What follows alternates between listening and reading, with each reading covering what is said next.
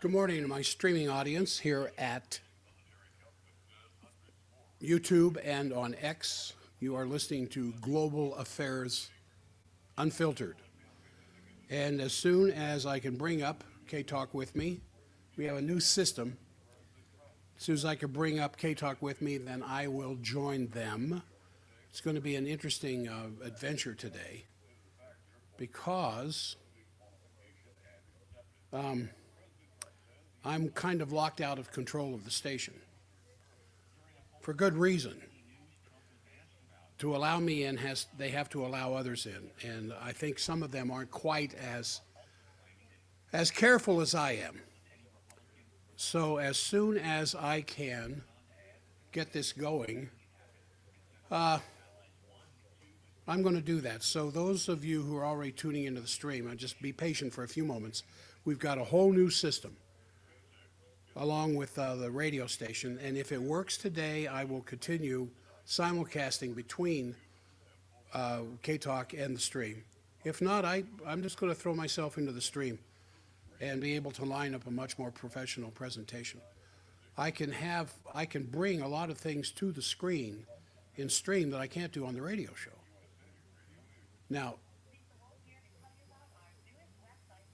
there should be just about 1 minute of commercial, and then we can get going. I just ask you to be patient with me here.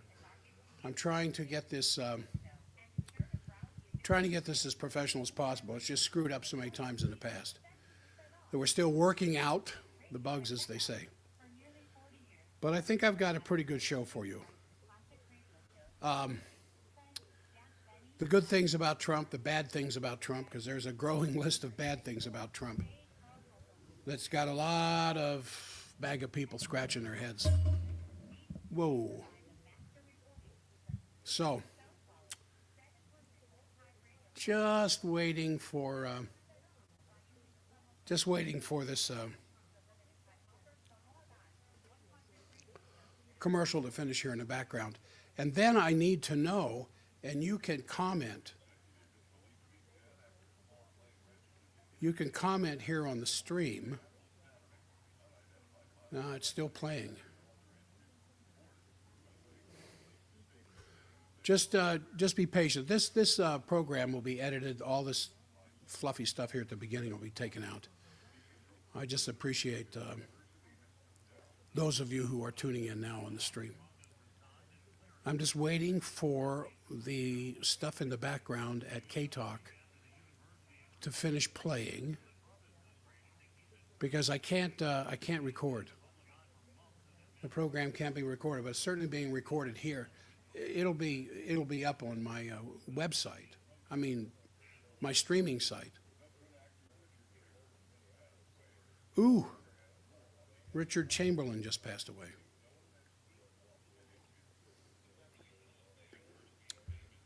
Dr. Kildare. Wow. I'm just listening to the radio broadcast in the background. I have to listen to the radio broadcast because from now on, they're going to be playing commercials and other stuff, and then that's when I need to know to mute my phone while I continue the broadcast on stream. I won't let it affect my stream broadcast.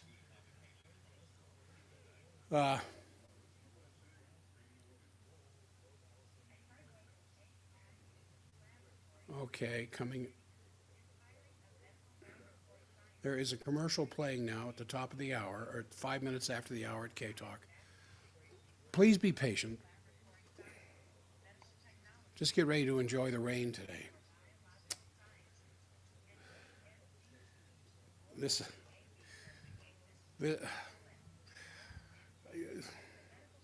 I don't know. I got 30 years of loyalty with K-Talk, 30 years of broadcasting at K-Talk. And it's hard to it's like a marriage. And it's very difficult to just get divorced. There have been easier things in life than that. But if this works, we'll be all right. And I need to get my computer up. I need to get me up higher. Well, this could be it.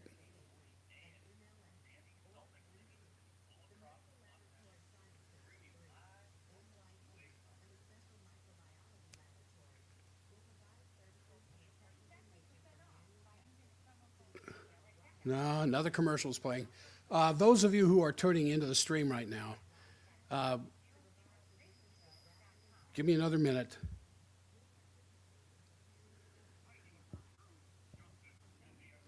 No,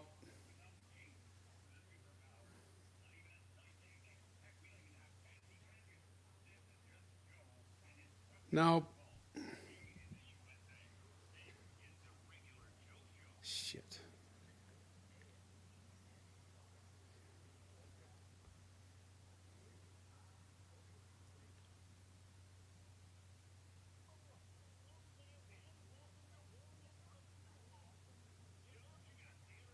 All right.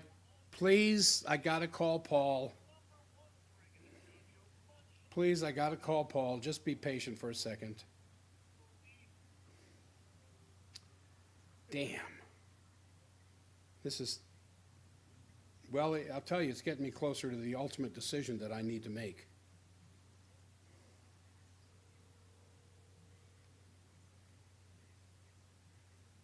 Yeah, I heard it. You heard the Joe show playing there? Yes, let me see what I can do.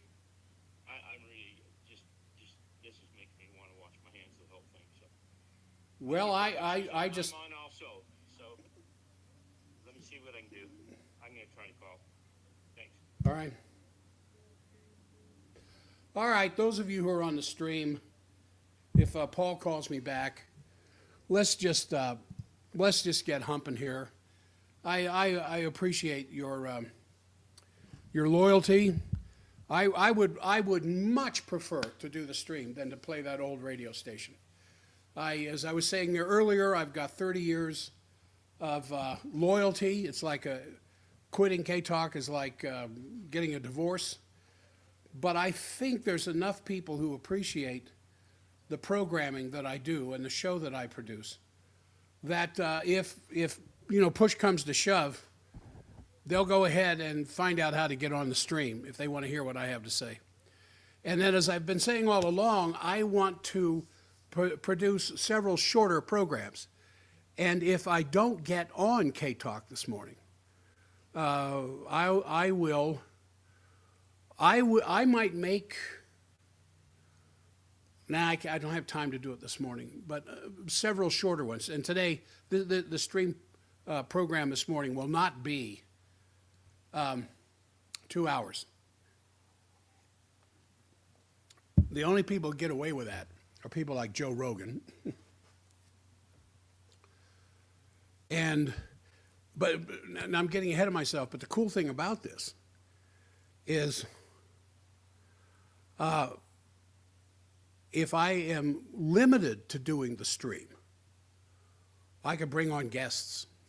And I couldn't bring, hold on a second, there's Paul. Just a second. Yeah, Paul. Oh, he's gone? All right, I'll call myself back in. All right. All right, I just need to call myself here, everybody, from the radio station.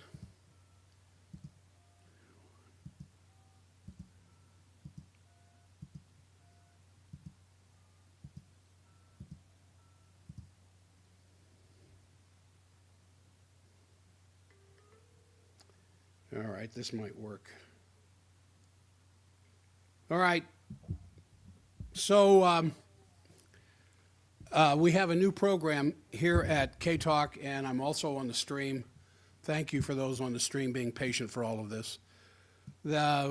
Kristen, who is the backbone of the radio station, has done an awful lot of upgrading this weekend with new computers. Thank you, Paul, for the computers. And trying to get, all right, now I got a delay, but I don't think the phone connection has a delay. I think the delay is on my phone, my computer. All right, I'm sorry to look unprofessional, but that's what I am, unprofessional. trying to use this new system, but it's forcing me into a corner where I've got to make a decision, one or the other. And as I was saying there before I got back on K-Talk, I believe I'm on K-Talk. But the thing about K-Talk is that I can't record, and there's no recording capability. And also, I can't tell when something is going to be playing in the background until it starts to play. One attempt at that might work. If I can't control what's going on in the background, there's no point in doing a remote broadcast with K-Talk. Because I have all this feedback going on, and I'm going to turn that volume down a little lower. So those of you listening through K-Talk, I highly, highly recommend you get to the stream. You go to Facebook and facebook.com/@Global Affairs Unfiltered, all one word. Facebook @Global Affairs Unfiltered, not Facebook, YouTube, excuse me, YouTube. We'll be on Facebook, but not yet. You go to YouTube, youtube.com/@Global Affairs Unfiltered. And then you get a live program, and eventually I'm going to be bringing in guests. And because I'm going to be bringing in guests that I've wanted to do for years, but you can't do it at K-Talk, because there's no way to control what's going on in the background. I mean, people will call in while you're talking to a guest, and that just, that doesn't work. But I can hear, and I can bring in videos, and I can bring in clips from movies, and I can bring in a bunch of different stuff on the stream that I can't do through K-Talk. However, I've been on K-Talk. I'm in my 31st year now, since March of '95, and it's like a 30-year marriage. It's very difficult to just walk away from that. But I'm trying to build the stream audience, and it's difficult. You can't. I've tried it. You can't ride two horses. It's just that simple. All right, so let me get on and stop my belly aching and get on with the program that I want to do, because I've had some interesting conversations the last couple of days that people are just, they're lost. They don't know what to think. Some of my MAGA friends are starting to have questions about Trump. I was still holding out on the best of Trump until he started murdering Houthi women and children with 65 air attacks in a matter of a few hours in Yemen. And, now I'm not sure I can tell the difference between Trump and Netanyahu. And the world strategic situation is very confusing for most people because of this kind of stuff, because almost every day there's some major shift or some change occurring, which has people just rubbing their eyes, banging their head against the wall. The world is moving in so many different directions. How can we possibly make any sense out of it? So I think it's important to put priorities to the importance of events first, and then everything else, I believe, will fall into place. Now, the whole world situation is still absolutely characterized by the change which was introduced after President Trump moved into the White House, especially after he started to normalize relations with Russia. And this is a complete rebuttal of the previous regime, where the neoliberal order was out there doing everything they possibly could to contain Russia, to keep the unipolar world rules-based order in operation so that there's only one center for command and control, one boss, which would be London, MI6, the CIA, and Wall Street. And while certain things have been evolving, there is now clearly an effort to set a strategic trap for President Trump to derail his efforts with Russia and his efforts to get a peaceful settlement on the Ukraine crisis. Now, why am I saying that? There's now increasing chatter in Washington in particular, but also elsewhere, about a decapitation strike by the United States on Iran. And Mike Waltz, back on the 23rd, about a week ago, demanded demanded that Iran completely abandon their nuclear program, meaning even potentially the civilian nuclear program. Now, we know that Iran has nuclear reactors for power. I mean, they got over 100 million people there, don't they, in Iran? And their main power source is coal energy, but also nuclear. And what Waltz is demanding of them is that they shut down the nuclear part of it as well, or face consequences. Now, obviously, there's reports that Netanyahu told the Trump administration that it would be completely possible to decapitate Iran with a single strike without an all-out war. But to use the model of how Hezbollah was dismantled or severely weakened in Lebanon, and how the Assad government was quickly overcome in a matter of almost hours in Syria, they could do the same thing with Iran. And to go for a regime change in Iran, to install a regime that would be much more friendly to the United States, much more friendly to the West in general. Well, obviously, this would be a catastrophe if this were to, I mean, an absolute catastrophe if this took place. It would drive oil prices up, increase your gasoline price from $7 to $10 a gallon. Even the most conservative experts are talking $10 a gallon if they decide to attack Iran. And it could actually trigger, and then, of course, the sequelae that would follow would be a complete financial collapse. In the way that, if you thought eggs were expensive, or you think eggs are expensive, you watch what happens when gas goes to $10 a gallon. And it could actually trigger a complete financial collapse, in that way create the instability that obviously would ruin the efforts by President Trump to try and straighten out the relationship between Putin and Russia. And that's the real aim of this whole operation. Anytime these big conflictory things start taking place, there's always a reason behind it. And the West is absolutely scared to death that Trump is going to bring peace with Russia, and that the United States and Russia are going to end up being great trading partners, and that somehow all the tension that the West has been building against Russia, because remember, and when I say West, I'm primarily talking about the City of London, Chatham House, MI6, and their control over the U.S. Congress. You think AIPAC in the Israeli lobby has control over the Congress. The insidious nature of the deepest aspects of international politics. Murder is nothing. And the control that they have. But that's for another story. But there are some very worrisome signs, to get back to what I was talking about. Now, we're coming up to 20 minutes after the hour. And here's what I'm going to do. When I hear something playing in the background at K-Talk, I will put K-Talk on mute and continue my broadcast with the stream. And then when I hear whatever's playing in the background at K-Talk, because I have no control over it anymore, then I'll turn K-Talk back on. So anyway, there's some very worrisome signs out there. The USS Carl Vinson aircraft carrier is en route to Southwest Asia already. There are 2 other aircraft carriers that are preparing for deployment, although no destination has been arrived at or announced. There's a clear sign that they may be in preparation. For example, former Congressman Kucinich, in an open letter to President Trump, which I'll get to later in the show, warning him that this is exactly what's going to happen. We also know that there are B-2 bombers on their way to Diego Garcia.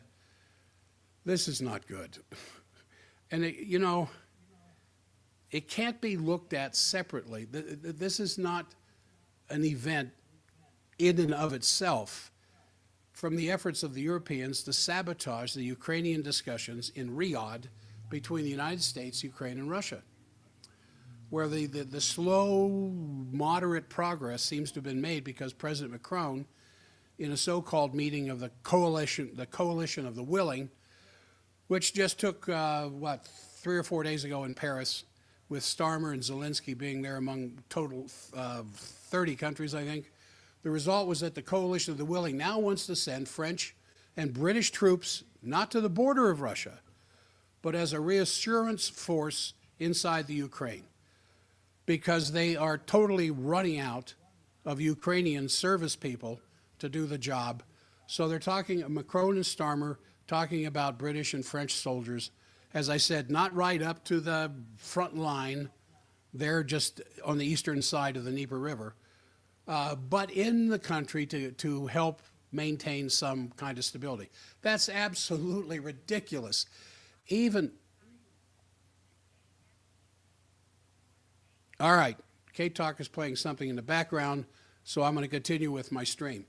So, as I said, it's very, very ridiculous. I mean, as is even admitted by the Western media outlets like Reuters, that the British Army is a joke and that to send thousands of troops is completely not feasible at all. I mean, there was a time when the British Army was a formidable force to deal with, as in 1776, and it was just because of the Russians and because of the French, we were able to defeat the British. Well, altogether, the Russians, the French, and the United States defeated the British. Today, the most conservative numbers I've seen, the British Army would not fill an NFL stadium. However, it is a very nasty move because putting troops now inside the Ukraine, where Russia has already said that is absolutely, totally niet, unacceptable, that they will not allow any peacekeepers from NATO countries. And Putin has already called them targets. They would become targets. This is obviously trying to preempt a pending total defeat of the Ukrainian army, which seems to be in ever worse shape. If you've listened to any of Napolitano's podcast guests lately, the most conservative, I think, is talking about the end of June. So here we are, the end of March, April, May, June, 3 months. 3 months is all they have left of manpower. And those that are fighting now, considerable portions of them are surrendering and dropping their weapons, going to the Russians. The Russians are feeding them, taking care of them, and preparing them to be able to return home. Now, President Putin has said very clearly that Russia is in a position to militarily end the conflict if the diplomatic approach doesn't function. Now, I want you to understand what that means. In some of his latest comments last week, and he is doing what he can to appease Trump, appease these meetings that are taking place in Riyadh, an interesting place for these meetings.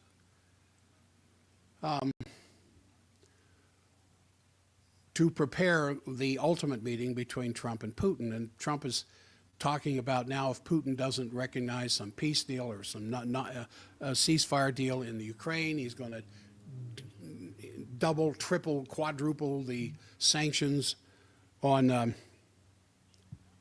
Thank you. Appreciate that. All right, now I'm back on a K-Talk again. Thanks for letting me know. So there's so much more at stake than just the Ukrainian situation because of what I've just got through explaining. It is the historic effort to reconcile the relationship between the two greatest nuclear powers on the planet. And the West, and when I'm saying West, I guess I have to include America, because there is still this, throughout the bureaucratic structures of the American government, there are still these people who are a part of the previous regime. In fact, there are people beyond the previous regime, beyond Trump's first administration, back into not only the Obama, but all the way back to the George Bush Jr., kill them all attitude regime. And this has caused some very harsh reactions from, among others, even from the Russian Foreign Minister Lavrov, who totally blasted the Ukrainian behavior, saying that they're lying all the time, even in the discussions in Riyadh, referring back to the time when they were meeting in Riyadh and whatever representation from the West was present. He says they're lying, they just lie. Are their lips moving? Yeah, then they're lying. But he went after the latest European move, saying that they're actually acting in the tradition. This is from Lavrov, probably the world's foremost statesman. And he says what the West is doing now is exactly what Napoleon did. It's what Hitler did, and before them, before Hitler, the Crimean War, and that's naturally quite strong to make a parallel between Hitler and Napoleon and the current Western powers that still want to invade Russia. But this is clearly what is in the mind of the Russians, because whatever they look at the possibility, seriously, K-Talk has got dead air right now. According to my phone, and I can hear it in the background in my connection. Hold on a second here. Yeah, I am connected to K-Talk on my phone here, but I don't hear anything in the background. I'll just wait to see something happen, because I'm going to go on in the name of the stream, in the name of those who are taking the time to listen on the stream. And those of you who do, I would greatly appreciate your sharing. Turn on notifications, because I will be, during the month of April, finally moving to where when something happens, man, I can just jump on the stream right away, make a 15, 20-minute comment about it, and then go on about my business. Now, the Russians like talking about the great patriotic war. And this is what is clearly in the mind of the Russians, because whenever they look at the possibility of European tanks coming towards their border, it brings up the memories of especially the Great Patriotic War and Operation Barbarossa, and eventually how the Russians, or the Soviets, I should say, won World War II. I was talking to this Russian. Well, she's an American, but born and raised in Russia. Been in America for 20 years.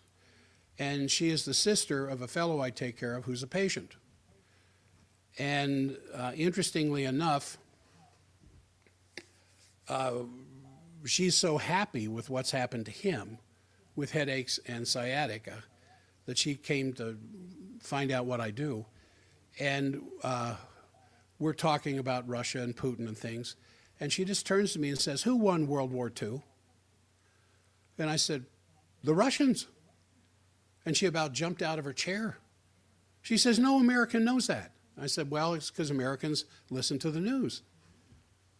"Yeah, of course it was the Russians." And then she said, "Soviets." I said, "Yeah, you're right. It's the Soviets." Europe to this day would be speaking German if Hitler hadn't turned against Russia. Anyway, yeah, the Great Patriotic War. And this tone has been quite amazing among the Russian population. But in the same speech, Lavrov said that the fact that Pistorius, von der Leyen, Habeck, say that they never want to open the Nord Stream pipelines because anybody that would is sick or suicidal. Well, suicidal for sure for the European economy. And Trump wants it reopened. Putin says he wants to reopen the Nord Stream. But the European leaders are saying, no, that would be suicidal. And I hear things like that, and for whom? Well, for European industry. Otherwise, the war hysteria in Germany is just getting worse. The normal population is absolutely horrified when you see some of the English translations coming out of German publications, as well as a few German talk programs that simulcast in English. And they're calling for the rearmament of the Ukraine, the militarization of Europe and Germany at a time when the German infrastructure is completely collapsing. I mean, just a few days ago, they closed the main bridge for the Central City Highway in Berlin, leading to a complete chaos of traffic because they thought it was going to collapse. And that's after the collapse of the Corolla Bridge in Dresden. And so people are saying, well, why don't they spend the money on the infrastructure? Why do we have to rearm? I mean, we have NATO. Why do we, as a German nation, have to rearm? And as Pistorius has been saying, the defense minister, for 2 years, we have to get war ready. They want to be totally war ready by 2029. And by the way, a lot of this money goes, of course, to the American military-industrial complex. Don't lose sight of that, which on top of everything else angers the population tremendously because the German population has been hit with tremendous tremendous, enormous cuts in social spending. And likewise, the population of the United States is reacting more and more rather strongly about Trump. I don't know if he's noticed this yet, but I've talked to some MAGA patients. They're equally horrified because one of the main reasons they consider themselves MAGA, one of the main reasons they wanted to vote for Trump, although they had problems with him personally, it was his pledge to end wars. He was going to be the peace president. He was going to end all the wars. And now we're bombing Yemen. So the situation is extremely volatile. In all of this, you have an attempt to decapitate the Trump administration, not only by creating a trap to lure him into war against Iran, but also trying to aim at the key people who Trump has put into office to go after the deep state, especially J.D. Vance, Tulsi Gabbard, Kash Patel, and Ratcliffe. So there's now demands that they should be held responsible for having been sloppy with top secret information, using the supposedly safe signal channel for discussing the bombing of Yemen. Well, obviously it wasn't secure because the chief editor of the Atlantic magazine could sneak into it. And this looks like it's just another typical operation of the deep state. I think this was set up. The deep state is behind it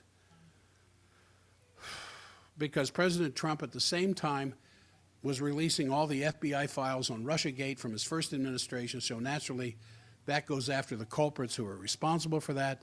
So this is an extremely hot race going on right now, and you can only say that what you need to know right now is you need to know your history. You need to know the role of the British Empire and to understand what is really at stake here. That is not the new multipolar order which Trump is standing for, is not accepted by the forces of the old neoliberal system. And that's what this war is all about. So there has to be a completely different approach that's going on here because Trump may be headed for his Crimean defeat. His Waterloo, that's what I'm trying to say. Now, with President Trump, actually the last 3 months, we can see two different Trumps. One before the election and taking office, and one after the election. And before taking office, Trump made multiple positive statements. First of all, he reiterated that his policy in the second term would be very different from his first term. He cares about the Iranian nation.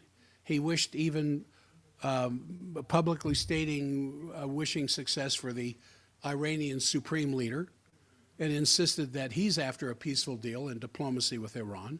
We know that Khomeini has absolutely declared no nuclear bomb development in his country. And more important, his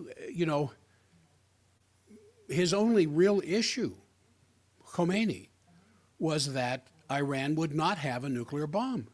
And so with these statements, the Iranian authorities have responded positively. They said they prefer diplomacy, that they are ready to engage with the U.S., negotiate with the U.S., even directly to resolve any suspicions or misunderstandings about the nuclear program. So at the same time you hear the propaganda that's coming in on American news sources of a impending strike against Iran. You have one aircraft, the Hinson that's there now, two more aircraft carriers, probably the Ford and Reagan aircraft carriers on their way. As I said, the B-2 bombers and their refueling tankers landing at Diego Garcia, right out there in the middle of the Indian Ocean. All these things building up a seeming attack on Iran. At the same time, Iran is saying, hey, we don't want to make a bomb. We just want to sit down and talk. We just want to do business. The same thing the Chinese are saying. But in practice now, that's the one Trump. Now we have a different Trump after he took office, because just 2 weeks after being in office, he signed a memorandum reinstating the maximum pressure policy of his first term of 2016-2020. And surprisingly, this was signed when Prime Minister Netanyahu visited him in the White House at the same time this maximum pressure policy on Iran was announced. And the second problem is, in the memorandum, he's not talking only about nuclear, he's talking about all the disputed issues between Iran and the United States, like regional, like terrorism, human rights, even Iranian defense and military capabilities and so on. But when I was looking at the 12-point list of Pompeo that he put together during the first term of Trump, Pompeo presented 12 points as conditions to negotiate with Iran. And exactly all 12 points in the same memorandum that Trump signed here just recently in 2025. And it was not only the memorandum, he immediately started to implement a wide range of sanctions on Iran.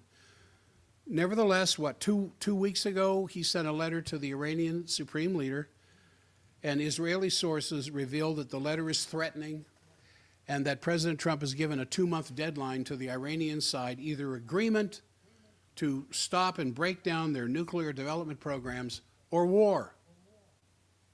Were you aware of that? So the other problem is the contradictory statements we are hearing from top Trump officials. Steve Witkoff, Trump's Middle East representative, had an interview. It was very positive. He said that we're not after war. We're just on the nuclear. We are for verification program to show that Iran is not pursuing a nuclear bomb. And then immediately, Trump's national security advisor, Mike Waltz, said the goal remains full disarmament and dismantling. Full dismantling.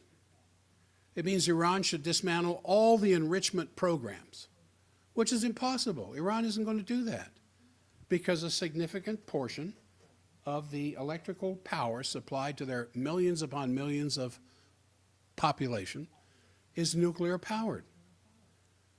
And so they have to have a nuclear enrichment program to take the fissile material that goes into a nuclear power plant, has to get to a certain concentration of uranium, plutonium, whatever else they end up creating, in order to generate that kind of electric power.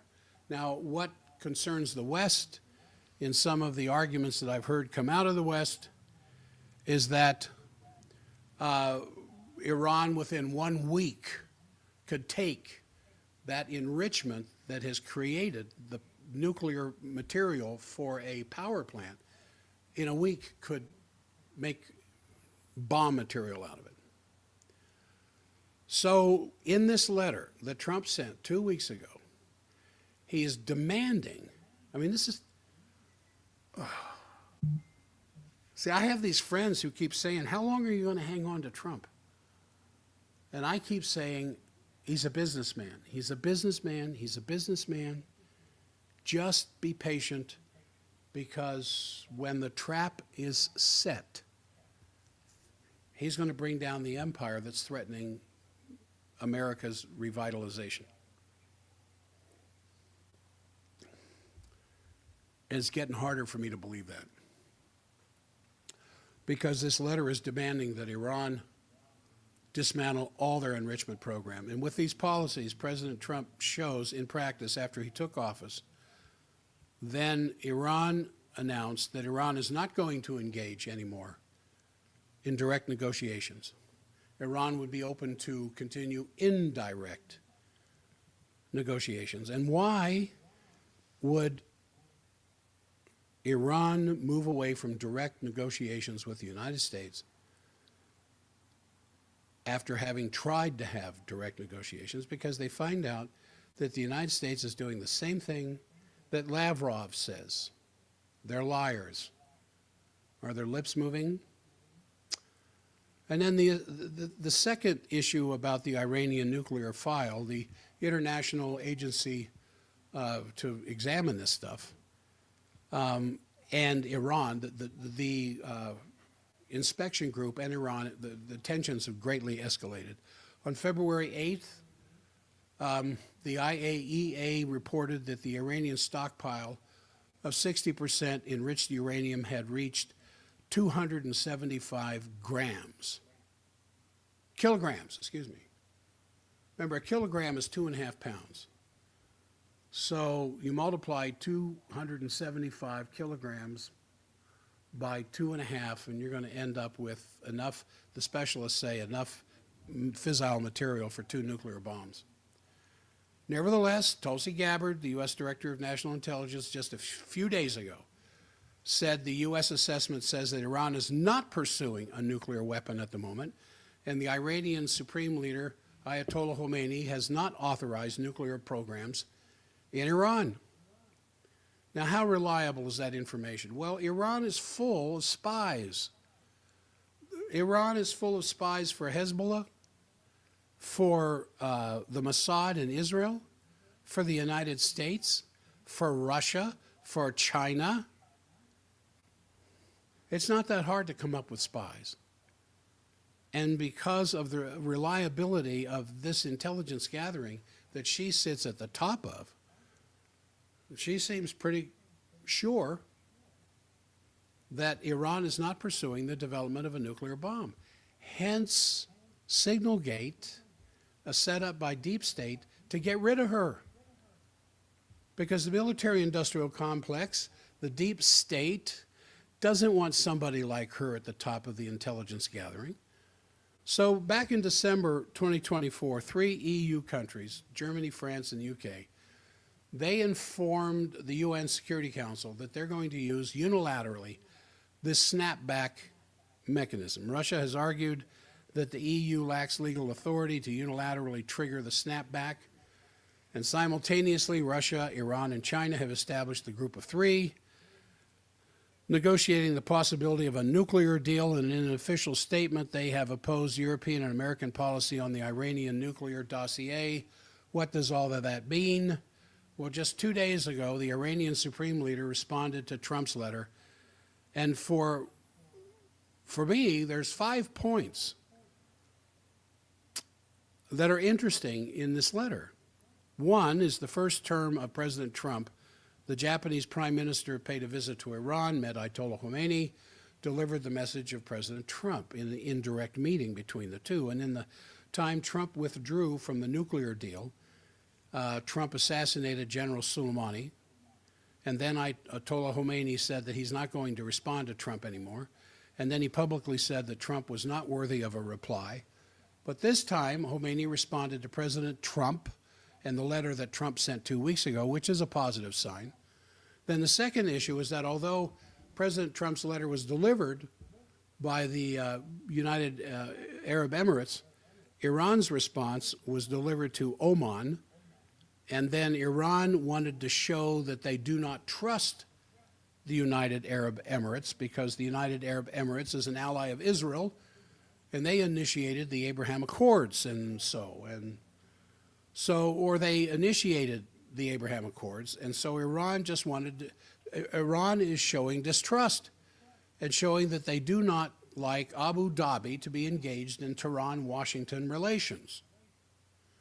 The third point is that Iran announced that they are not ready for direct negotiations with the United States under the current policies of sanctions and pressures and threats.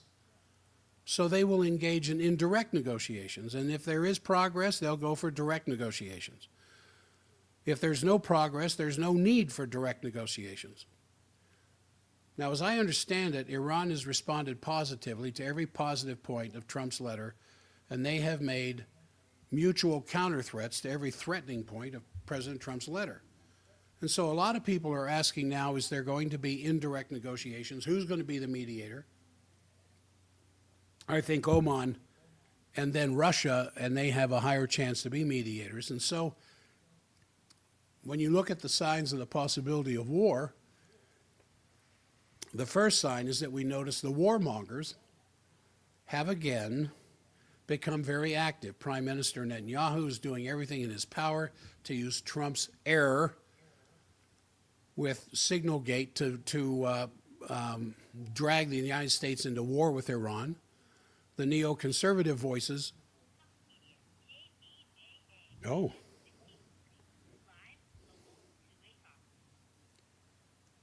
Well, something just.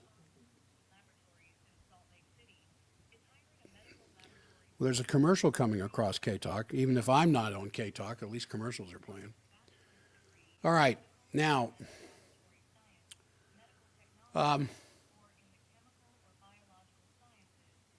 I'm sorry, I'm listening to this thing in the background, and it is disturbing me to some degree. Let me go on here. So the neoconservative voices who pushed the U.S. into the Iraq war are called the old PNAC group, Wolfowitz, and that crowd, Cheney, George Bush Jr., although he was just the front man puppet. They're called, the same group is calling for a strike on Iran now.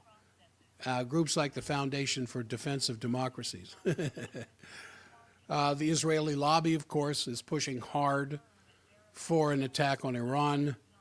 The Washington Institute of Near East Policy, once again promoting war with Iran, claiming there may be never a better time than now to attack Iran, because now Iran is rich. However, Trump and Khomeini, they both publicly have said they're opposing war. This is good that the two leaders are opposing war, but the problem we have is that Trump administration is not united and disputed whether they're constantly at war with one another as to whether we should have war or whether we should have diplomacy. So on the one hand, Trump sends a letter to Khomeini 2 weeks ago. These are the points I demand. Khomeini answers these point by point, says obviously we can't talk between the two of us, so we're going to have a negotiator between us. If the negotiator makes progress, then we can talk directly. We don't want war either. And so when Trump says we don't want war on one hand, on the other hand, as you look around militarily in that area, we're sending in 3 aircraft carriers, B-2 bombers, air tanker refuelers, F-35s. That kind of looks like war. So I think there's a possibility of military conflict between Iran and the United States. First, the new wave of U.S.-Israeli regional attacks. President Trump initiated this new extensive military operation against the Houthis and declared that Iran would be held responsible for any attacks by the Houthis on U.S. or NATO facilities, especially American warships in the Persian Gulf or the Red Sea. Secondly, Netanyahu violated the Gaza ceasefire agreement, launched military attacks against the Palestinians. As you know, last week, hundreds of people have been killed during the last 3 weeks maybe. And simultaneously, Netanyahu launches a military strike on Lebanon and Syria. I mean, he's fighting on 3 fronts. I should also add Yemen, 4 fronts. And Trump provided Netanyahu with the weapons that the previous U.S. administration has refused to supply. But as soon as Trump got in, he went ahead and sent in the 2,000-pound bombs, 4,000-pound bunker buster. No, excuse me, 4,000 2,000-pound bunker busters. 4,000. 4,000 of these bombs. Do they arrive by ship? I mean, if you fly these things in there, how many trips is that going to take? Anyway, Trump has provided Netanyahu with the weapons that Biden, towards the end of his administration, refused to do. $4 billion of assistance, which includes over 35,000 general-purpose bombs, 2,000-pound bombs, 4,000 bunker buster, 2,000-pound bombs, which they say would be used against Iranian nuclear facilities. So on the one hand, Trump is saying, meet these demands, and Khomeini says, all right, let's talk about it. And if we can come to an agreement, we can talk ourselves down from military engagement. On the other hand, it looks like he's indirectly getting ready to arm the so-called decapitation strike against Iran. This is serious. How much gasoline do you have stored up? How much food do you have stored up?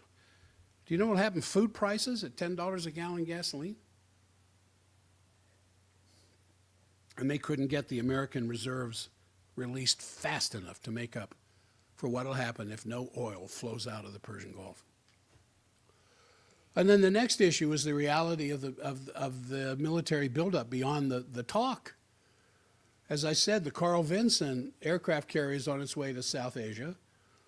We've read the news that 2 other U.S. aircraft carriers, as I said before, are getting ready to be deployed. There's something, I think the number is somewhere 3 to 7 B-2 bombers in Diego Garcia. In response, Iran has reinforced its defense systems. They're deploying advanced missiles.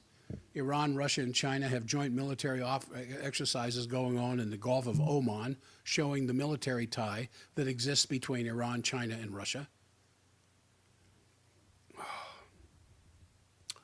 You know, I thought for sure if Kamala Harris got in there by this time, by April, by spring, we'd be at full-scale war with Russia. Because she would send in the long-range missiles into the Ukraine. And she got caught saying that, even though she publicly denied it.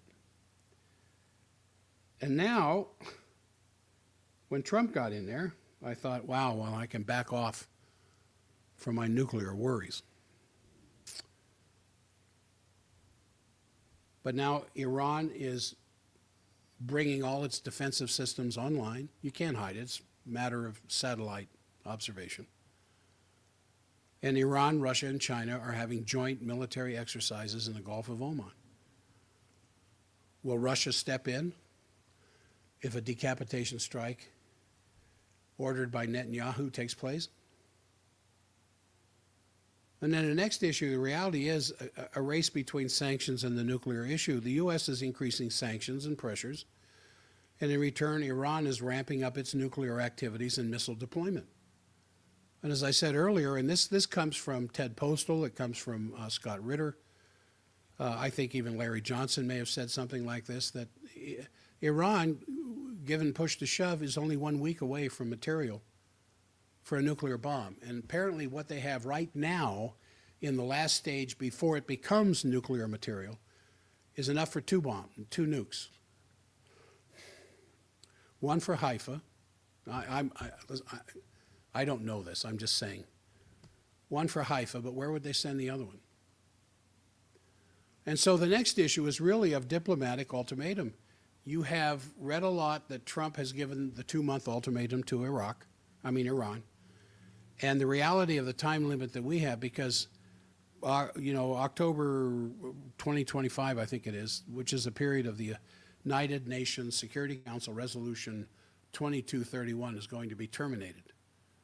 And if the Europeans want, and they have already informed the United Nations Security Council, the snapback mechanism, if they use it, what's that mean? Iran has officially informed the European Union that they will withdraw from the Nuclear Non-Proliferation Treaty. Now you can imagine, with such a regional situation that is going on, if the Europeans are going to use a snapback, reimposing all international sanctions on Iran, and Iran is going to withdraw from the Nuclear Proliferation Treaty, that would be one of the absolute major escalations of war. Now, there's still a chance for diplomacy. The factors that President Trump can use in order to have a successful diplomacy with Iran. And I just want to review with you to share, first of all, one of the things that Lavrov has absolutely insisted in relations between the United States and Russia is the necessity of mutual respect. I mean, if they really want to start good negotiations, there has to be mutual respect between the group representing the United States and the group representing Iran. And then there has to be, which hasn't been up to date established, but what has to be established is consistency between what the United States says and what the United States does. You can't, in words, call for diplomacy. At the same time, you're initiating sanctions or threats or humiliation or military escalation. And when you're sitting down to try to negotiate a deal with a country that could be nuclear armed within 1 week, and hey, they got a bunch of other missiles that aren't nuclear armed as far as we know. You think any of those are going to head towards Jerusalem, Haifa, Tel Aviv, Israeli military bases, the Golan Heights that Israel now has?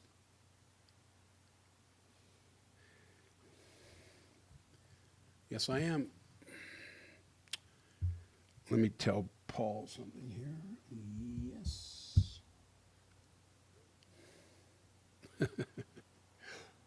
Y-E-F. Yes. I'm talking on my mic. I'm talking on the phone. According to my phone, I'm still hooked up to K-Talk.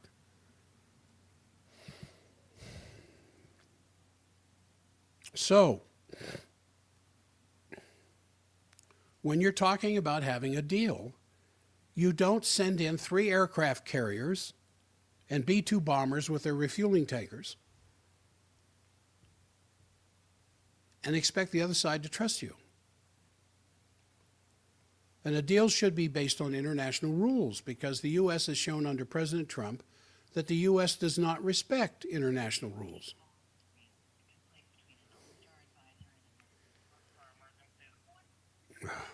Brother. I don't know if this is working. Try to put on a program at K-Talk the same time I'm doing the stream. But now that I'm not talking to K-Talk, I want you people who are on the stream, and I see many of you. Thank you, the Fox. Thanks for letting me know you're there. And you can use comments. I'll check the comments from time to time if you need me to talk about something I'm not talking about, or you need me to shut up about something I'm talking about. Use the comments there. As far as I'm concerned, the stream comes first. And I'm orienting, now that I'm on mute for the radio station, I'm going to orient all my energy towards the stream. But a deal should be based on international orders, because the United States, as I said, especially Trump himself, has shown they have no regard for international rules.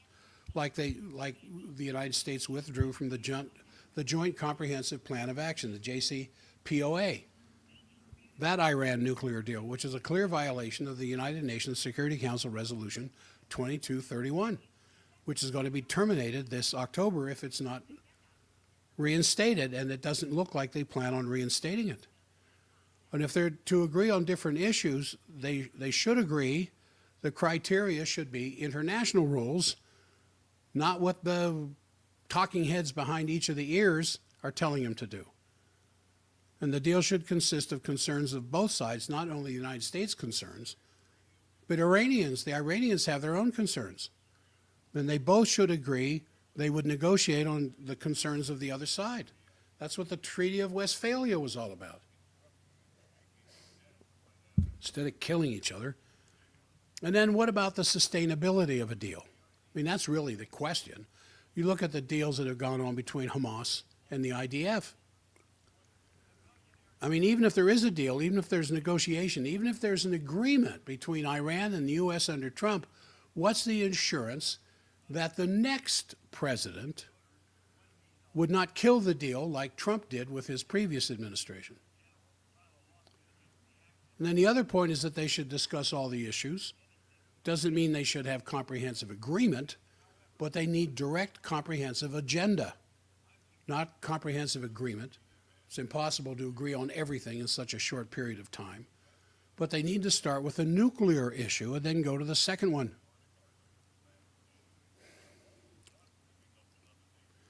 You know, Iran and the United States have many disputed issues, and they have a lot of issues for which they have common interests. And that's what they need to sit down and start talking about first. And then what always has been a boon, a boost, a push forward for negotiations between warring factions is to have an economic package between them. Because economic cooperation is a good opening between any two countries that can really ease the tensions and facilitate broader issues, including the regional ones. If they have a big economic agreement, if Iran would say, listen, here's what, we will deal in the American dollar. We will only sell our oil with the American dollar. And we're not going to kill each other in the Middle East.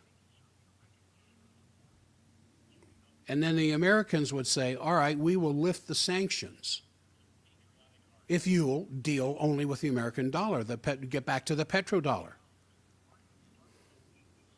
And then we have constant, daily, people-to-people relationships.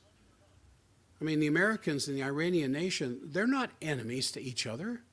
What the hell are we doing over there? What the hell are we doing in Israel?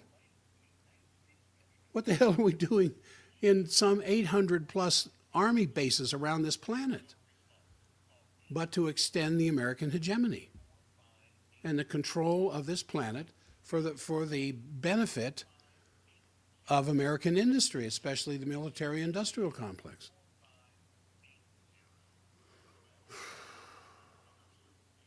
Well, there's regional issues, there's other conflicts. There's a necessity to contain security, of course, the military conflict between Israel and Iran. There has to be a two-state solution in Israel in order to finish the old Arab-Israeli 80-year-old conflict. And then a new structure between Iran and Arab U.S. allies in the Persian Gulf. And all of these things need to come together in such a way that they talk down the immediacy of nuclear engagement. And where does that leave Netanyahu? Where does that leave Netanyahu indeed? All right, now a couple of other things that are related to this that I want to get into. It just took 22 days after Donald Trump's inauguration during his first presidency for the British and their allies in the U.S. permanent bureaucracy to score a direct hit to try to sink his administration by fabricating a scandal to force the retirement of his national security advisor, General Michael Flynn. You remember that in 2017, only 22 days after Trump was inaugurated, the British went after Flynn immediately. And so now in the second Trump presidency, it's taken a little over 60 days for that exact same apparatus to launch a similar political torpedo in the form of this Signalgate scandal. And again, the British and their American allies want to blind Trump by destroying his chosen intelligence team, Tulsi Gabbard at the National Intelligence, Kash Patel, FBI, John Ratcliffe at CIA, and others. And what is the issue? What's the whole issue behind the Signalgate? What's the whole issue as to why these neoliberal internationalists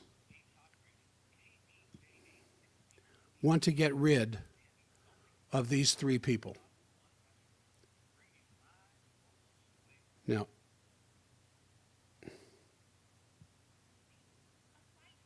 no, they're still playing a commercial at K-Talk. I'm sorry for this interruption. I'm trying to get back on over there to finish out this hour. Up. Nah. Old Joe is back on K-Talk again. So anyway, by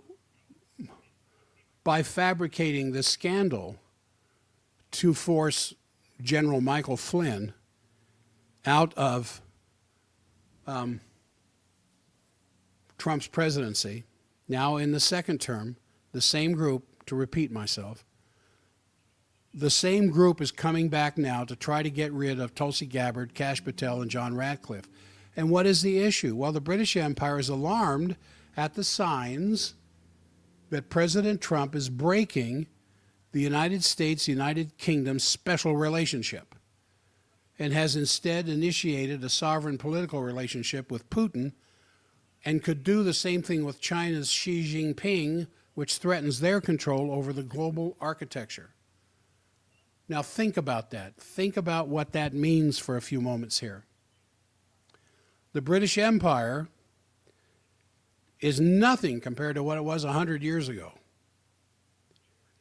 And it's continuing to lose real estate. It's continuing to lose its control over economics. It's losing its control over regional policies that control governments that heretofore have bowed down to the throne. And now the special relationship, you'll hear this occasionally in the news, once the propaganda subsides a little bit and some real truth in the news can leak through, you'll hear the term special relationship. Special relationship is where the CIA shares its data with MI6. And MI6 shares its data with the CIA, so that the United Kingdom, losing, especially the British Empire part, losing more and more control of the planet, the last thing they want to have happen is to lose that special relationship where they have access to U.S. intelligence. We have more satellites than they do. We have more agents on the ground than they do. And with Putin and Trump sitting down as buddies and getting to a point where they just might negotiate between them better deals for both countries, there's a good chance Trump can do the same thing with Xi Jinping and China. And then where would that leave the British Empire? It would leave the British Empire to this isolated island off the northeast coast of Normandy, back to where it was when the Spanish Armada still controlled the seas.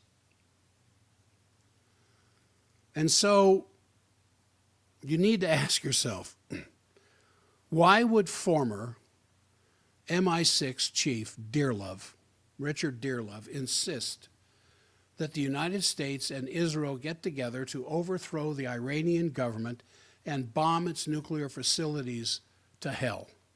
Why would he do that? Dearlove is a known liar. He's an enemy of the United States and of President Trump in particular.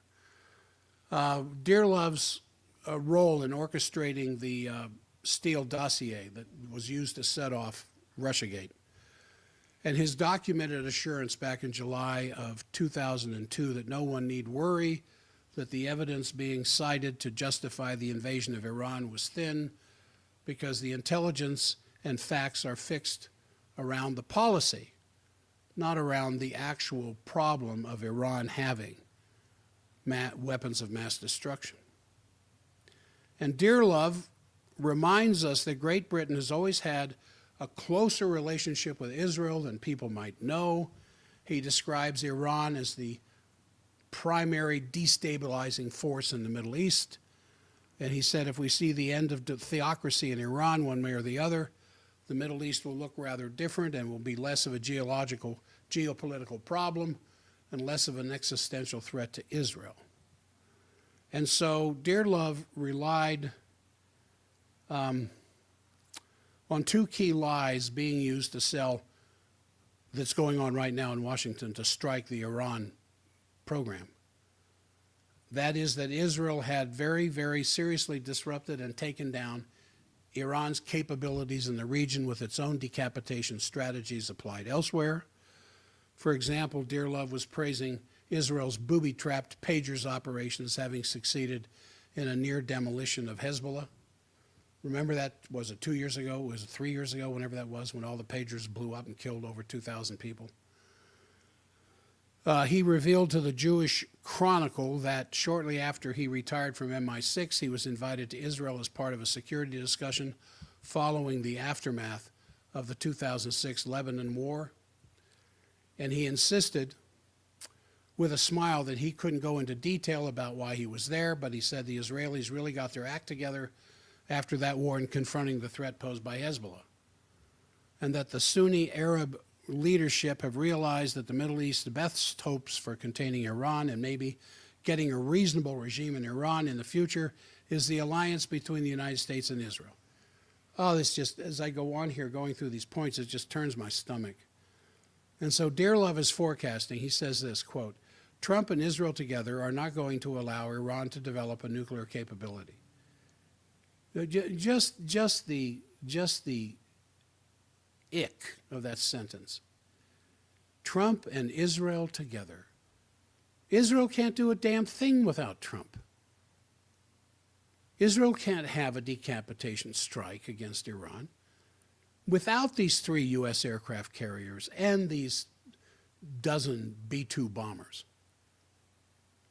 But Dearlove is saying Trump and Israel together are not going to allow Iran to develop nuclear capability. I think the existence of Iran's continuing pursuit of nuclear capability with the survival of the theocratic regime, if there is eventually an Israeli-American move against this capability, that would be the crunch point.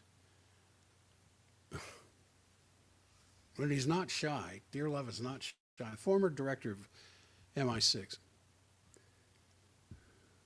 He's not shy about making the intelligence and facts fit the policy. He says the UK government must issue a total ban on pro-Palestinian demonstrations in the UK. He angrily demands that, he says, I haven't got clear-cut evidence that Iran and Shia clerics in the UK are organizing the demonstrations, but there's a possibility that they are. Have you seen how many mayors, not just London, but how many mayors of the cities in England are Islamic? Actually, they're Muslim. Now, I'm not saying that in any other way than to recognize the fact that there is a huge Arab, I said Muslim, I meant Arab. There's a huge Arab population now in England, huge, because of their immigration, non-immigration policies, absence of immigration policies, like we've had here in America for the last 4 years. So while we have a huge Arab population in Michigan, there's a few other places in the country, but nothing like the UK has. I don't know how many Arabic or Islamic-oriented mayors of cities in America we have right now. I don't think it's a whole lot, if there's any. And I'm not saying that in a racist sense. I'm saying that in comparison to what England is dealing with. Now, the Ron Paul Institute is urging the United States to steer clear of this neocon demand to attack Iran. Several groups, the Schiller Institute, of course, LaRouche Organization, doing everything they can to steer Trump away from attacking Iran. As I was saying in my opening statements of the program today, it's a situation where if war breaks out, not only will you see gas $7 to $10 a gallon, food prices out of reach, but that could initiate the financial collapse that everybody's been warning of. So Daniel McAdams of the Ron Paul Institute counterposed Trump's campaigning against these neocon wars with the present neocon drive, centered upon hitting Iran, to get him into out-of-control religious warfare, into a new strategic confrontation with Russia, which is what this is all about. So after noting that this week several of the B-2 strategic bombers reportedly arrived in Diego Garcia, and what's significant about the B-2s? They have radar evading systems. It's another reason why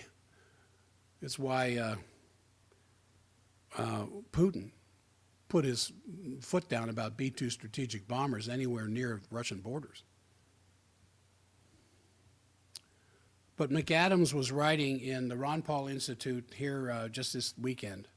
He said this: in addition, flight trackers are showing increased activity by at least 9 KC-135R refueling aircraft in the region. Several C-17 cargo planes have also been spotted by satellites on the island. Why would you do that?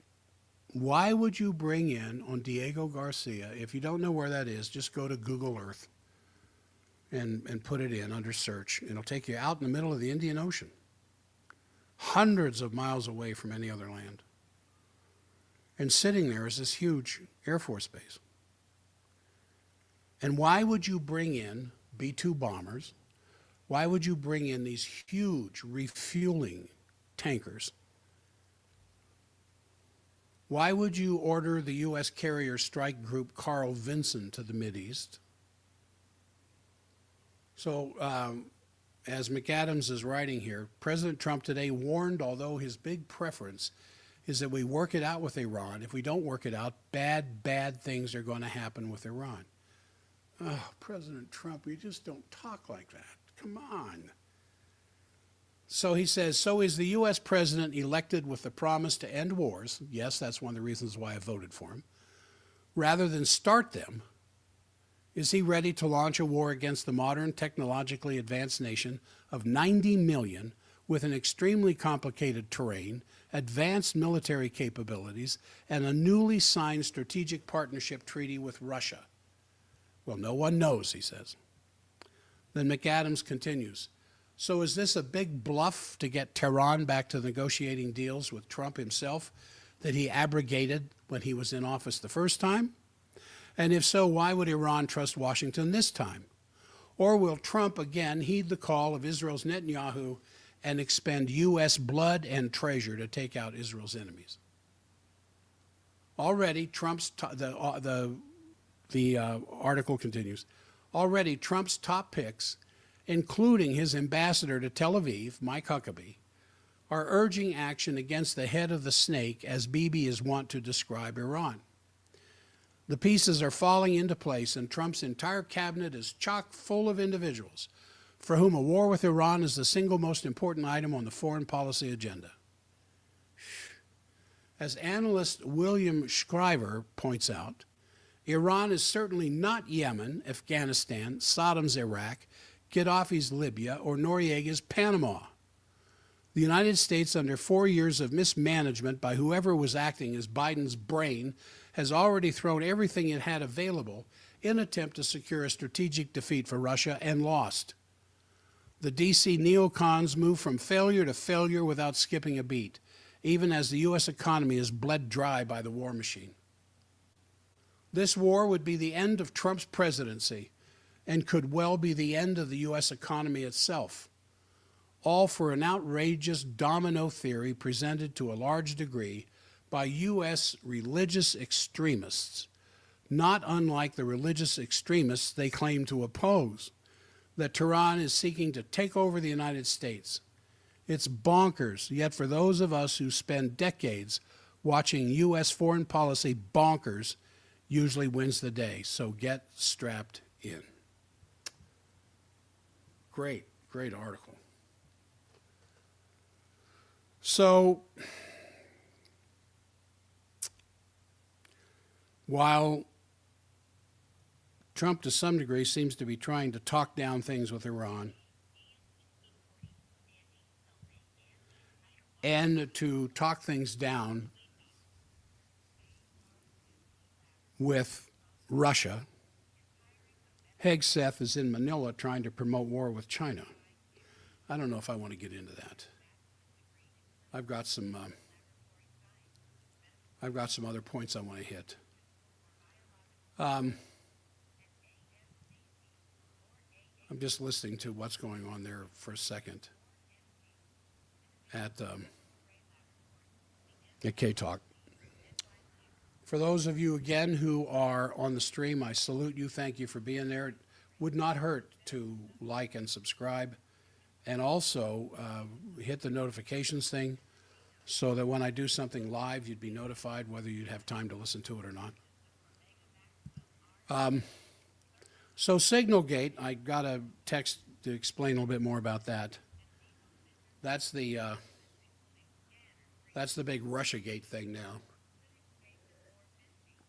And while there was nothing behind Russiagate, there is something behind Signalgate. But as Russiagate before it has the British hand in it, of sabotaging Trump's stated commitments to peace. So there was this article last Thursday in Britain's The Independent that indicates that the British are targeting Stephen Witkoff and Tulsi Gabbard for their intelligence blunder, saying that they can't be trusted in the Five Eyes intelligence sharing, which for decades had put the UK in the driver's seat of Washington's intelligence sharing. So The Independent said this, quote, Gabbard is in charge of the National Intelligence Service that hovers up signals intelligence for the U.S.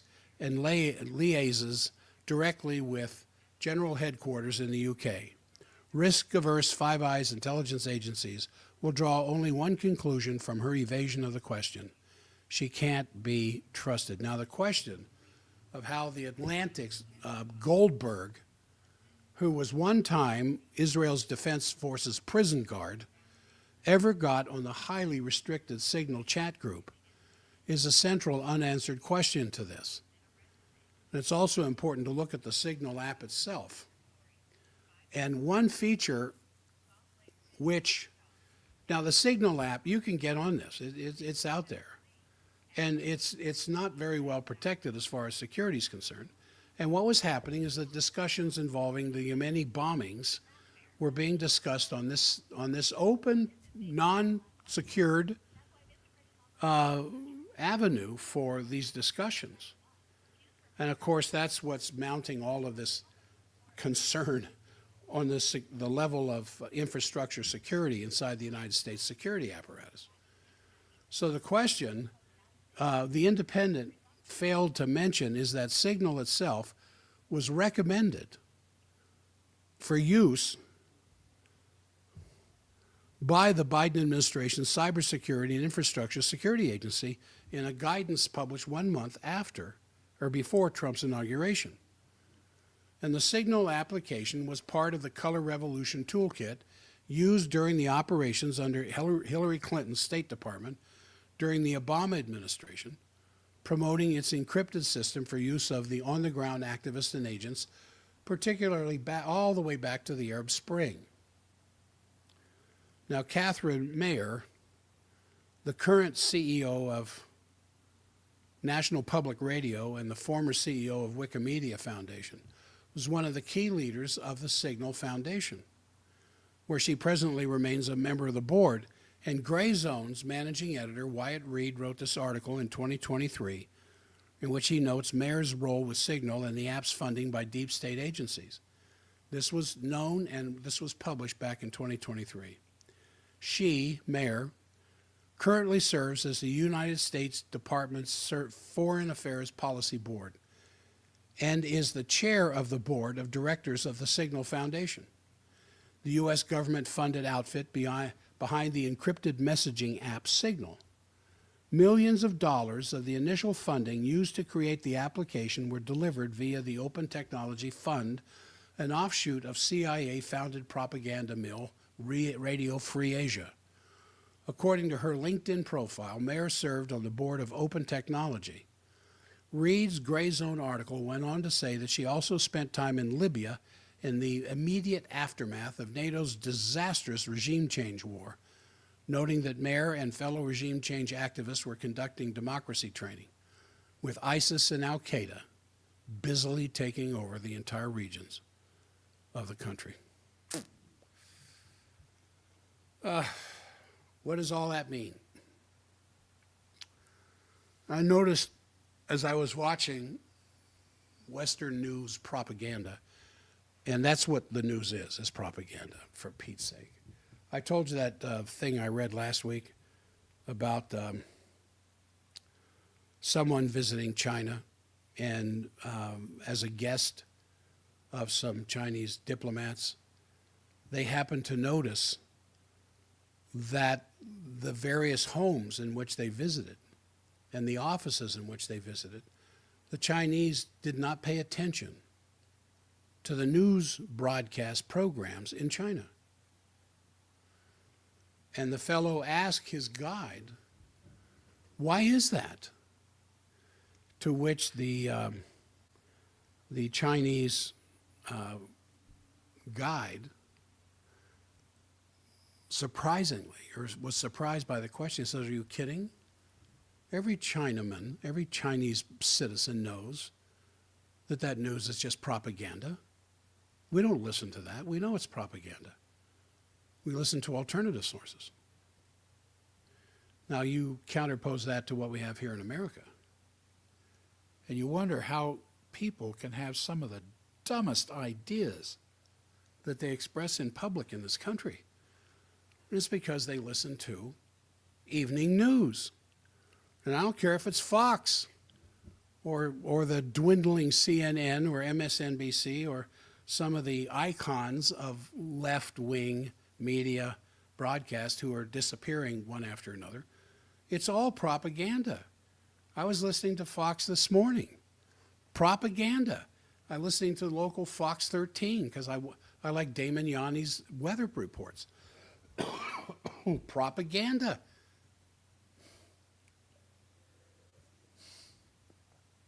Jack, you mean everybody's wrong but you?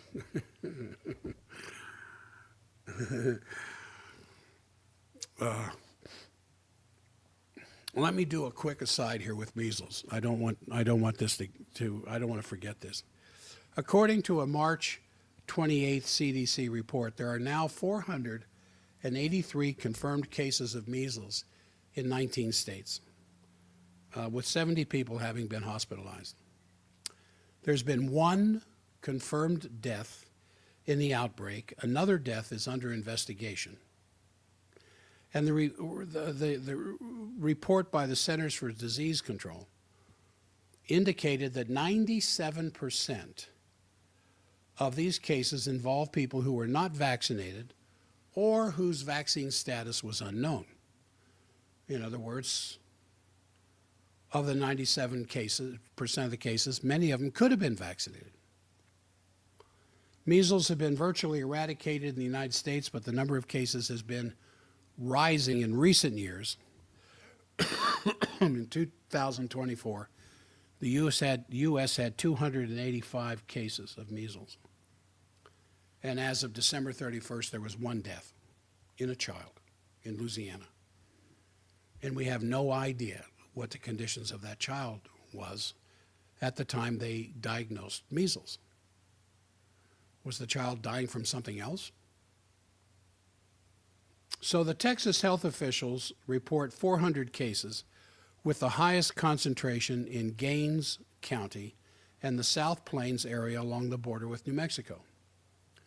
And the population of Gaines County is only 22,500, but it has one of the highest immunization exemption rates in the state. Vaccination for school attendance is mandatory in many counties, but in Gaines County, fully 18% of students have opted out. And a high percentage of those who are unvaccinated are of the Mennonite denomination of Christianity. There's also 44 cases in New Mexico, where the highest concentration is in Lea County, which neighbors Gaines County. So the CDC reports that 2 doses of the trivalent measles, mumps, rubella, the infamous MMR shot vaccine.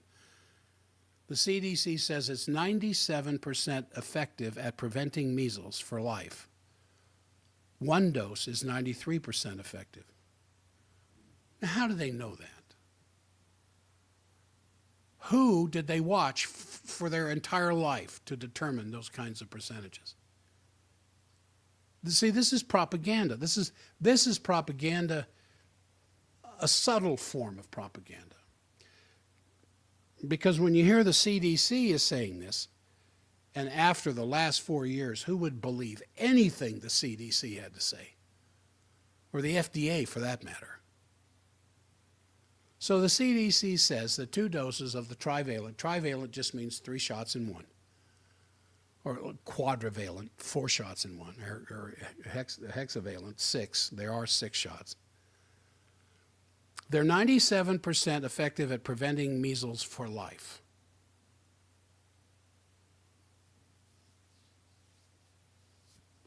You might as well tell me, because it makes just as much sense, that the rising morning sun here on the Wasatch Front in Salt Lake County, Utah, is 97% effective for life of repelling wild elephants. Well, how can you say such a stupid thing, Jack? Well, look out the window. Do you see any wild elephants? And the sun is up. No, I'm not being ridiculous. The CDC, I mean, it's uncommon, they say, the CDC, for someone fully vaccinated to develop measles. Now, we know it's not uncommon for people who've been fully vaccinated with COVID vaccines to get COVID. It's not uncommon at all. Why would it be uncommon for vaccinated people for measles to get measles? Well, they say that there's breakthrough infections. When someone becomes infected after they've been vaccinated, it can occur, especially in communities, experiencing an outbreak where high levels of measles virus are circulating. So the article says, one might expect a renewed vaccination drive to eliminate the disease, but ideology of a new vaccine skepticism has caused the CDC to cancel several vaccination campaigns. And now with Bobby Kennedy in there aren't going to be any more until they can establish safety. And that's the nature of viruses. They come and go. They sweep through a neighborhood and then they're gone. And this poor child, and apparently a second one, that has died, that they blame it on measles. What comorbidities were going on? This child that died, were they having severe upper respiratory problems? Did they have cancer? Were they some other pancreatic disease, liver disease, kidney disease? Now, by the same token, of the 483 confirmed cases of measles, according to last Friday's numbers from the CDC by the end of the day, 483. How many cases of flu happened in the same period of time? How many people died from flu, usually progressing to pneumonia? You don't hear those numbers. All right. A couple of more things here, and then I might change the discussion a little bit. I'm just checking the rest of my notes, but I think I've got everything I wanted to talk about in regard to that. Now, Dennis Kucinich, I mentioned him earlier. Even when Kucinich was running for the office, he had my attention. I've always liked him.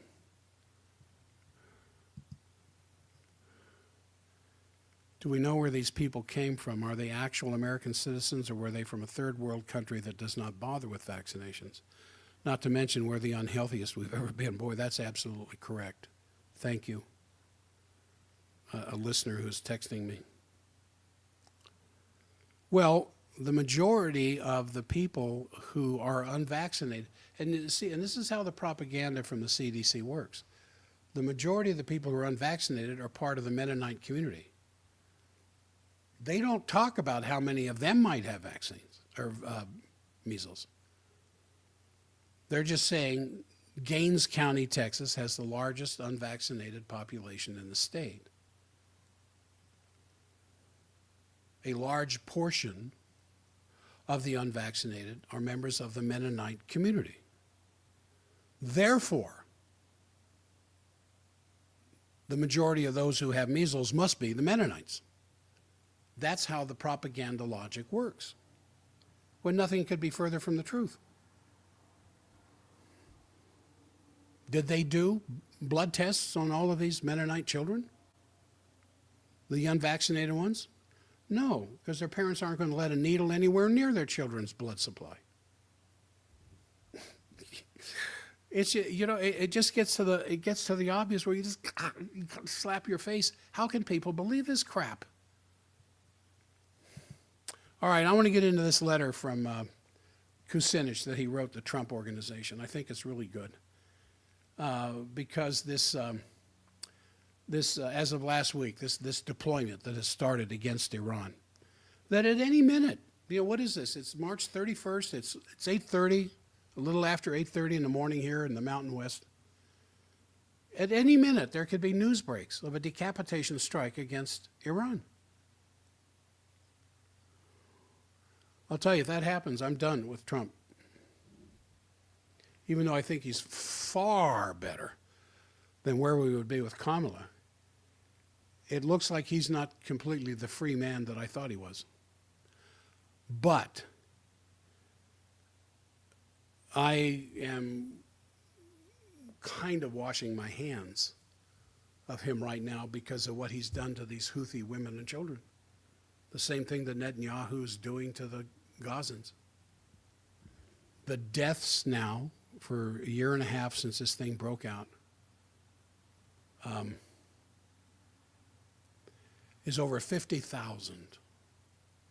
50,000 innocent Palestinian people, mostly women and children, who are dead because of the Israelis bombing them with our bombs, with our administration say so. Trump runs on a presidency promise of stopping all wars. He gets in there and he continues the flow of weapons to Netanyahu, saying, no, they're just going to store them. They're not going to use them. It's for their defense in the future. And then here last week, he turns around and bombs Yemen 65 times in 24 hours. And I've seen the videos. There's this video of a father cradling the decapitated head of his son. Oh, excuse me, that was in Gaza. That's a Gazan picture with American weaponry. 65 airstrikes in 24 hours, and Trump's intelligence chief, Tulsi Gabbard, tweeted, President Trump is the president of peace. He's ending bloodshed across the world and will deliver lasting peace in the Middle East.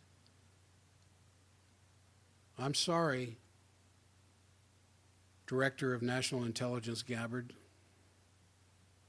You just fell off my Christmas card list. So anyway, Kucinich, who's run for president and has been a representative in the House from Ohio, he said this: the Trump administration, after the series of heady airstrikes against Yemen, is at this moment being beseeched by Netanyahu and his associates to prepare for a seemingly consequence-free nuclear strike against Iran, completing the trifecta of Netanyahu's long-standing dream. So Kucinich in this letter recounts his 2002 congressional hearing, during which Netanyahu exhorted the U.S. to attack Iran, Iraq, and Libya.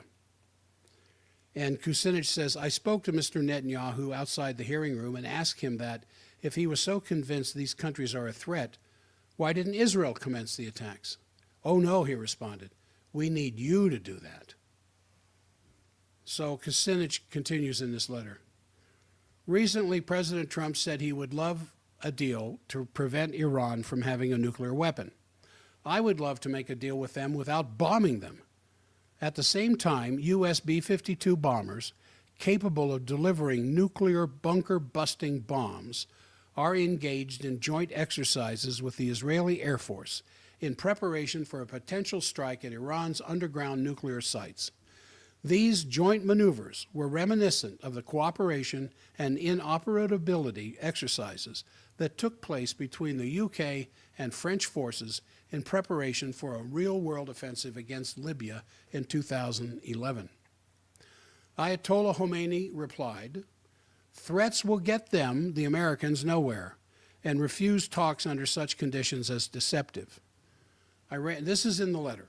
Iranian Brigadier General Humars Haidari said, "Iran is ready to crush its enemies if it makes mistakes." So the dialectic of conflict is escalating. It was not in America's interest then, nor is it now, to go to war with Iran, a nation of 90 million people, a technologically advanced society with nearly a million-person army. President Trump should not be misled. War with Iran would be the end of his presidency. Kucinich then warns the resultant disruption of the oil markets would translate into $7 to $10 a gallon gasoline at the pumps, causing mass economic dislocation and financial shocks. Now contemplate this concatenation. His letter continues there. War with Iran, reciprocal high tariffs, massive cuts in the federal workforce, and domestic federal spending, and you have an economy in a tailspin with high inflation, rising unemployment, falling consumer spending, leading to an economic contraction requiring a system of government intervention which is currently being dismantled. Then there's the permanent restructuring of the tax code to accelerate wealth upwards. These conditions create political combustibility. In the end, Iran will never crush Donald Trump. The U.S. will simply crush itself trying to wipe out Iran. The economic effects of war with Iran could spell the end not only of the viability of the Trump presidency, but of the Republican House and Senate. A political turnaround, the likes of which has not been seen in American politics since the 1932 sweep led by Franklin Delano Roosevelt and the New Deal. Kucinich adds, though, without noting that there is no FDR figure in the Democratic Party today. Kucinich concludes hopefully, one would imagine Trump, considering his own and America's interests, could call Netanyahu and say, "Bibi, we are friends till the end." Well, buddy, this is the end. Great letter. Great letter. What kind of a hold does Netanyahu have on Trump? How has he been able for so long to get Trump to come along and play this game? So, the attacks on the Signal Gate continue. Reuters there's another note here, Reuters discovers a French plan to send troops into the UK, but people started finding out about it, so they're backing off. I think I've hit most of these points that I want to. Zelensky, acting president of Ukraine, I will say that, not elected, but acting, is asserting that Putin will die very soon. So don't worry, he says, we can wait him out. He's going to die very soon from advanced cancer. You would probably see the Russian government doing something in preparation for that. All right, now, as I said there a few minutes ago, the U.S. has launched 65 airstrikes in 24 hours in Yemen. And here is another example of people in very powerful leadership positions that I was hoping and praying that they would get, demonstrating the fact that they have absolutely no connection with reality.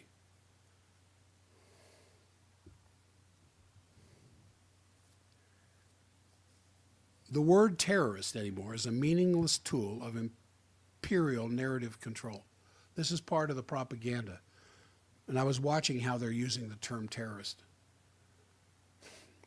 If you want to go bomb some people, you just designate them as terrorists. If you want to silence protesters and dissidents on your college campus, say that they're supporting terrorists. If you want sweeping surveillance powers that throw the first 10 amendments out the window, then just say you're fighting terrorism. And the list of people that the Trump administration is working to deport for speech crimes against Israel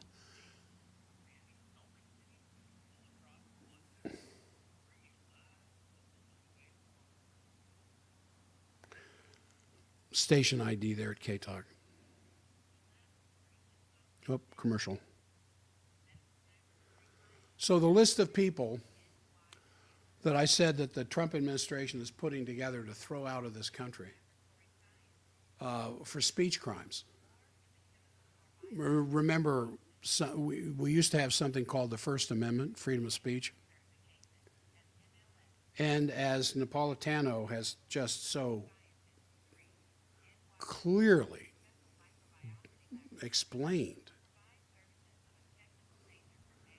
that the First Amendment doesn't exist for you to be able to say the things you want to say and pray in public. It's for your enemies who have to say the things you don't want to hear, that they have the freedom to say what they want to say in the public area. Now, one of the people that the Trump administration is working to deport includes a doctoral student, you've seen his name in the propaganda reports on TV, whose sole offense was writing an op-ed critical of the Gaza Holocaust. Now, I've been critical of the Gaza Holocaust since March 7th of 2023. Oh, even before that, of course. But K-Talk is kind of small potatoes. The stream is even smaller potatoes than that.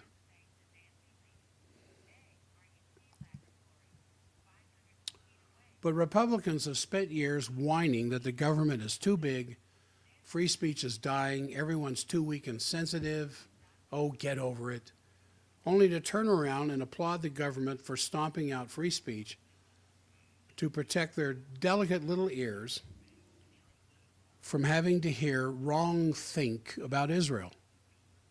So here's a headline from The Guardian. Israel admits firing at ambulances in Gaza. I could go into the article and read it to you, but Israel admits firing at ambulances in Gaza. And then also this from The Guardian. Israeli soldier tells CBS News he was ordered to use Palestinians as human shields in Gaza. I saw the picture. I was hoping it was an AI picture. But it shows a picture of two Palestinian men with a rope around them walking out in front of an armored vehicle with an Israeli IDF soldier at the fore. Now, the Western press is only allowed to report on Israeli crimes when the Israelis admit to it themselves. And half of the evidence of Israeli atrocities in Gaza comes from Palestinians filming their own genocide. And unless you get access to some of these publications, you're not going to see it because the Western press is not going to report on it. And then the other half comes from the Israelis telling the press what they've been up to.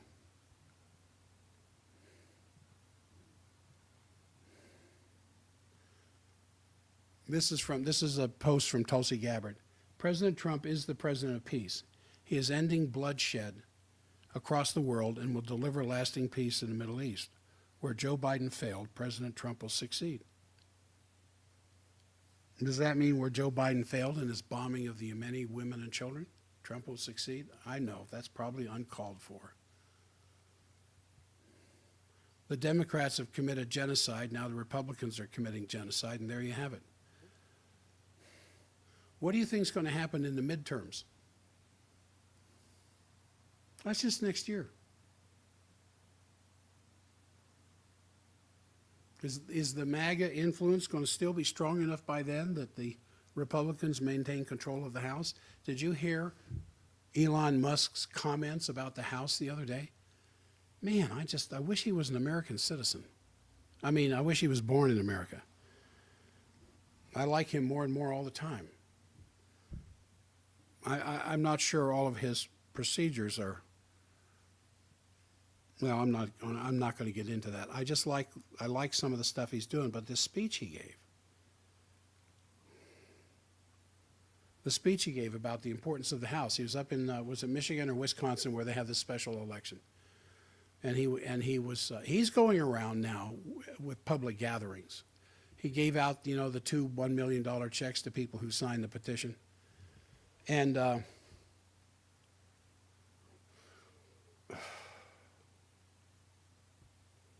And he talked about the importance of the House. And even though the House is only a 2-year term,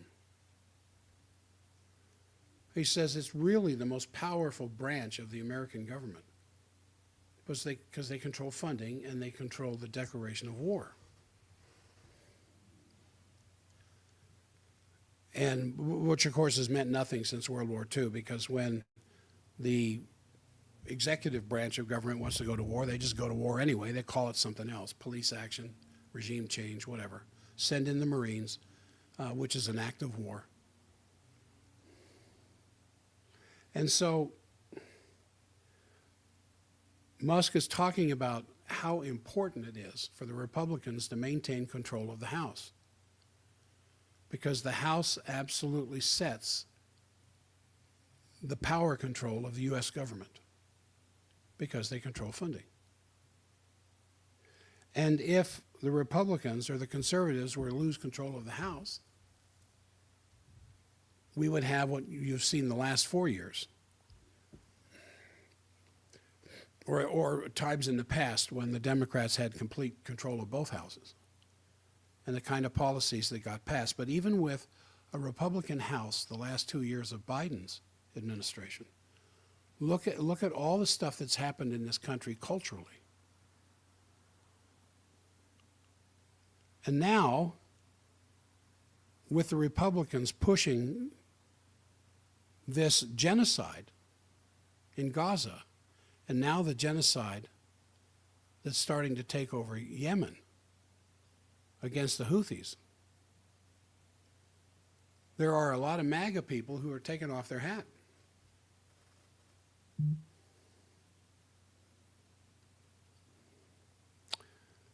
I'm off streaming? I don't think so. I think I'm still streaming. I haven't ended the stream yet. Now, Trump, in some editorials I've read, is now as evil as Biden, and Biden was as evil as Trump in his first administration. And if you can't see this by looking at the raw data of their behavior and the behavior of their administrations, it's either because you're looking at incomplete data or because you're letting your political bias do your thinking for you. And those of you who are MAGA, still MAGA, you need to take off your MAGA hat and look at what's going on. Now, believe me, I'm still holding out for the art of the deal. I'm still holding out that Trump has a couple of cards up his sleeve, one of which is going to get Netanyahu out of office, and a complete redirection of policies regarding Gaza and the two-state solution in Israel. And he has no intention of attacking Iran. And he's going to sit down face-to-face with Putin and pretty well follow what Putin says is going to happen in the Ukraine. Because Putin, Lavrov, Gerasimov, Zakharova have pretty well, between all of them, even Medvedev, indicated that they're not backing down from anything. And there won't be a ceasefire. There will be an end of conflict as one military destroys the other one. But there won't be a ceasefire that will allow the one side to rearm. Now, I called Trump evil there a minute ago because of what he did in Yemen. He ordered 65 airstrikes in a 24-hour period, mostly civilian targets. And his justification was because you're firing your missiles at U.S. ships in the Gulf. And the Houthis are saying, well, yeah, you stop supporting the genocide against those poor, defenseless Palestinians, and we'll stop firing on your warships. And there's some evidence out there on the internet that some of their drones have been effective against some of the American warships. And in fact, one a rather significant strike against an aircraft carrier. And remember, 2 months ago, it was probably a year ago, there were 3 aircraft carrier flotillas. It's not flotilla, whatever. With all the ships that go along with a aircraft carrier, all the support vessels and the destroyers and everything else. 3 battle groups. And then all of a sudden 2 of them got pulled out overnight. Yeah, because the Houthis were effective. And why are the Houthis doing this? Because there was no immediate attack on Yemen. The Houthis are doing this because they can't stand the slaughter and genocide of the Palestinians in Gaza. And the West wants to blame the Houthis for what they're, the weaponry and everything they're doing on Iran. Iran's supplying them with their weaponry, when we know half the weaponry that went to Ukraine was sold on the black market. A good portion of it went to the Houthis. And where did the Houthis get the money? Because half of the money that went to Ukraine was dispersed into various areas. Who stood to benefit from this kind of subterfuge and intrigue? Which is one of the first things you look for. Who would benefit from this? Well, the military-industrial complex, for one, maybe. All right, we're coming to an end here. I guess I'll wait till the news starts to play at K-Talk before I end that.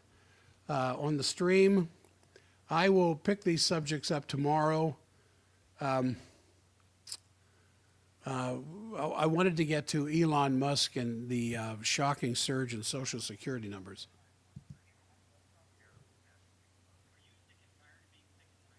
Sounds like a commercial is playing. And I wanted to get the 10 shocking news the media buried this week. I'll have to do that tomorrow. I think you'll find that interesting. So those of you who are listening on the stream, thank you. Thank you for your audience and your participation to help make this show a success. I have big changes coming. I just burdened with a couple of other issues relative to my practice that is taking up all my attention and time right now, but eventually I will be throwing massive time into developing a successful stream program, So I'm going to end the stream. I'll be back on again tomorrow morning, or somewhere around 7 a.m. And God willing, and the river don't rise. And once again, thank you for your